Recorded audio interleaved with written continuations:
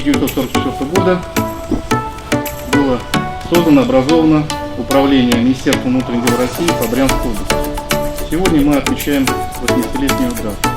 Отмечаем сегодняшний праздник в торжественной обстановке, именно так, как подобает сотрудникам силовых ведомств, прежде всего нам, сотрудникам полиции.